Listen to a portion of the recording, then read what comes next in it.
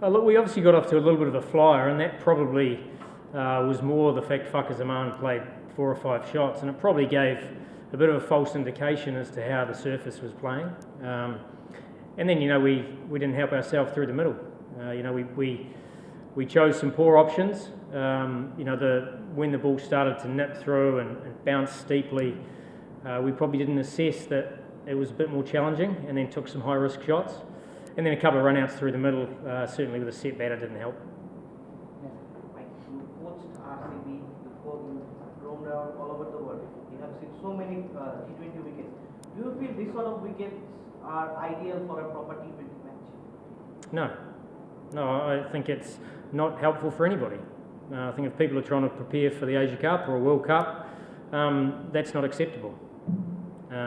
That's no excuse for some of the decisions we made with the bat, but in international cricket, that pitch is not up to international standard for sure. Anyone else want to ask questions?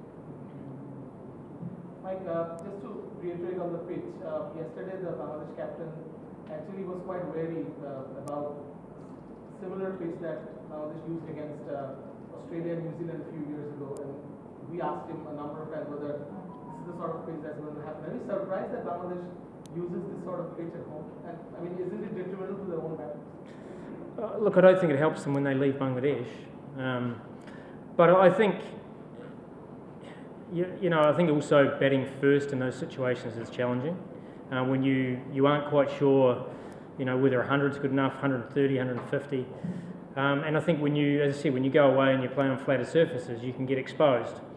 So I don't think it's good for anybody, but as I said, it still doesn't take away the fact that you've got to perform better on any surface, and that's something that we'll be looking at as a team ourselves. Coach, I don't know if the question has been done already, but I want to know just, did the urgency of the batsman cause you the match? Like in the first power play, you were scoring at good rate in the first 3 overs, and then after that, they were like swinging at everything. So do you think they could have just stopped the leader and assess the condition to continue the innings?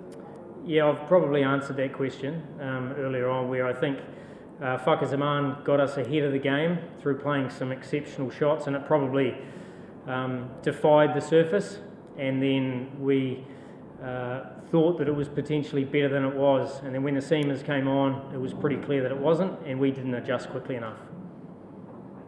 You also stay with the commentary team in the IPL, so you really focus on the T20 franchises also. Bangladesh do place similar T20s in these sort of wickets in EPL. What sort of suggestions you want to give to improve their cricket and the wicket also?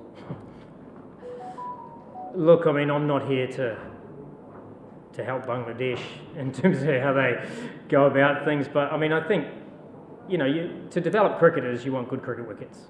And I think that even during the BPL, to be fair, there has been some really good cricket wickets here. It's just when often you play internationals, they're not quite up to that standard. Thank you. Already done. Thank you.